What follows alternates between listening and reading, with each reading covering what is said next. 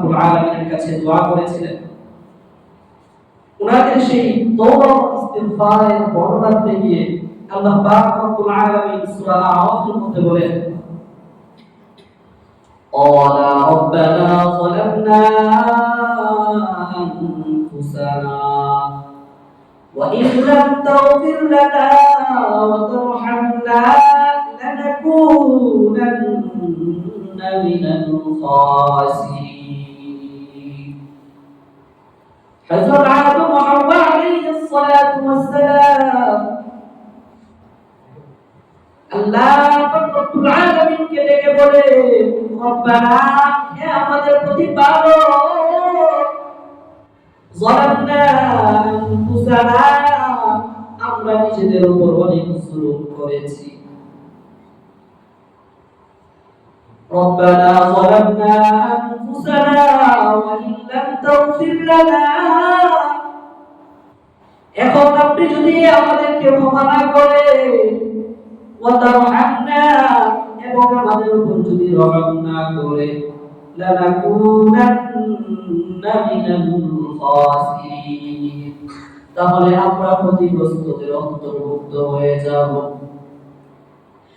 আল্লাহ পাক রব্বুল আলামিন হযরত নূহ আলাইহিস সালাতু ওয়াস সালামের তওবা ইস্তিগফারের বর্ণনা দিতে গিয়ে সূরা নূহের মধ্যে বলেন, رب اغفر لي ولوالدي ولمن دخل بيتي مؤمنا وللمؤمنين والمؤمنات ولا تزد الظالمين إلا تبارا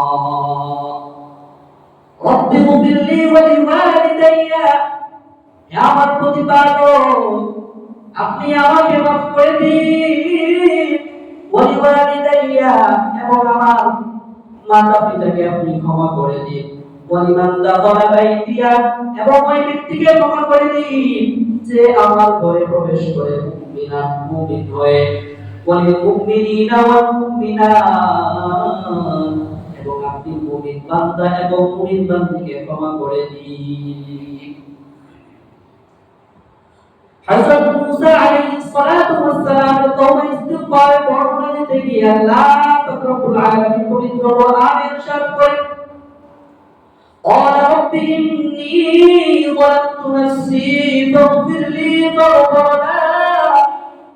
হযরত মুসা কালিমুল্লাহ আল্লাহ পাক রব্বুল আলামিনকে ডেকে বলে, আয় আল্লাহ, আমি নিজের উপর অনেক জুলুম করেছি, আপনি আমাকে ক্ষমা করে দিন।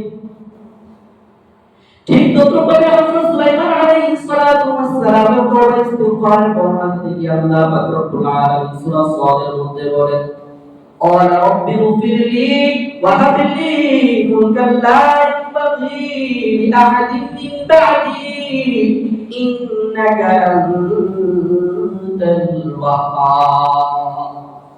হযরত সুলাইমান আলাইহিস সালাতু ওয়াস সালাম আল্লাহ পাক রব্বুল আলামিনকে ডেকে বলে, আয় আল্লাহ, আপনি আমাকে মাফ করে দিন, এবং আপনি আমাকে এমন রাজত্ব দান করেন যে রাজত্ব আমার পরে আর কাউকে দেওয়া হবে না। এই কারণে হযরত সুলাইমান আলাইহিস সালাতু ওয়াস সালামের পরে পুরো রাজত্ব আর কাউকে দেওয়া হয় না। ঠিক ততক্ষণে হযরত মুহাম্মদ মুস্তাফা সাল্লাল্লাহু আলাইহি ওয়াসাল্লাম, আমাদের নবী বিশ্ব নবী সাল্লাল্লাহু আলাইহি ওয়াসাল্লাম আল্লাহ পাক রব্বুল আলামিনের কাছে তওবা ইস্তিগফার আমল করেছে আমাদেরকে শিক্ষা দেওয়ার জন্য, এবং আল্লাহ পাক রব্বুল আলামিনের দরবারে নিজের শান শওকত মান মর্যাদা বাড়ানোর জন্য হযরত মুহাম্মদ মুস্তাফা সাল্লাল্লাহু আলাইহি ওয়াসাল্লাম হাদিসের মধ্যে ইরশাদ করেন, ওয়াল্লাহি ইন্নী লা আস্তাগফিরুল্লাহ ওয়া আতুবু ইলাইহি, আল্লাহর কসম, প্রতিদিন আল্লাহ পাক রব্বুল আলামিনের কাছে ইস্তিগফার করি এবং তওবা করি আকসার মিন 70 মাররা, 70 বার বেশি আমি আল্লাহ পাক রব্বুল আলামিনের কাছে তওবা ও ইস্তিগফার আমল করি। আর এক হাদিসের মধ্যে আসছে আল্লাহ রাসূল সাল্লাল্লাহু আলাইহি ওয়াসাল্লাম বলে, ইয়া আইয়ুহান নাস তুবু ইলাল্লাহ, এই দুনিয়ার মানুষ সকল তোমরা আল্লাহ পাক রব্বুল আলামিনের কাছে তওবা করো, কারণ ফাইন্নী আতুবু ইলাইহি ফিল ইয়াউমি মিআতা মাররা। কারণ আমি নবী মাসুম হওয়া সত্ত্বেও, নিষ্পাপ হওয়া সত্ত্বেও আল্লাহ পাক রব্বুল আলামিনের কাছে দৈনিক 100 বার তওবা ইস্তিগফার করি। এবার আমরা নিজেরা একটু ভাবি, নবী আকরাম আলাইহিস সালাতু ওয়াস সালাম বিশ্বনবী হযরত মুহাম্মদ মুস্তাফা সাল্লাল্লাহু আলাইহি ওয়াসাল্লাম মাসুম হওয়ার পরেও, নিষ্পাপ হওয়া সত্ত্বেও দৈনিক 100 বার ৭৫ বারের বেশি তওবা ইস্তিগফারের আমল করতেন।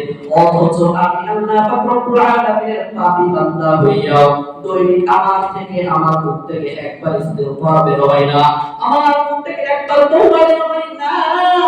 আমি একটাবার আল্লাহ পাক রব্বুল আলামিনের কাছে নিজের ক্ষমার জন্য লজ্জিত হই না।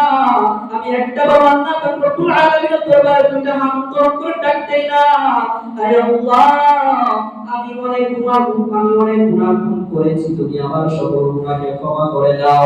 আমি নামাজ পড়ি নাই, তুমি আমাকে ক্ষমা করে দাও। আমি অমুক হত্যা নষ্ট করেছি, তুমি আমাকে ক্ষমা করে দাও। আমি গুনাহরত হিসেবে হাবুডুবু খাচ্ছি, আমাকে গুনাহরত হিসেবে থেকে তুমি উদ্ধার করো। এই সমস্ত তওবা ও ইস্তিগফার আমার মুখ থেকে আসে না। অথচ শয়তান ইবলিস আমাদের পিছনে, সেই দুনিয়ার শুরু লগ্ন থেকে আমাদের পিছনে পড়ে আছে। হযরত আল্লাহ পাক রব্বুল আলামিন যখন এই ইবলিস শয়তানকে জান্নাত থেকে বের করেছিল, তখন সেই জান্নাত করেছিল, তখন সেই ইবলিস বলেছিল ওয়ালাকা বিমা আওয়াইতানি লাআকুদান্না লাহুম সিরাতাকাল মুস্তাকিম। আল্লাহ পাক রব্বুল আলামিন যখন ইবলিস শয়তানকে মালউন হিসেবে জান্নাত থেকে বের করেছিল, তখন সেই শয়তান আল্লাহ পাক রব্বুল আলামিনকে প্রতিশ্রুতি দিয়েছিল। শয়তান বলেছিল ফাবিমা আওয়াইতানি, হে আল্লাহ তুমি যেহেতু আমাকে পথভ্রষ্ট করেছো, লাআকুদান্না লাহুম সিরাতাকাল মুস্তাকিম, তুমি যেহেতু আমাকে পথভ্রষ্ট করেছো, এই কারণে আমি তোমার বান্দাদেরকেও পথভ্রষ্ট করিয়ে ছাড়বো।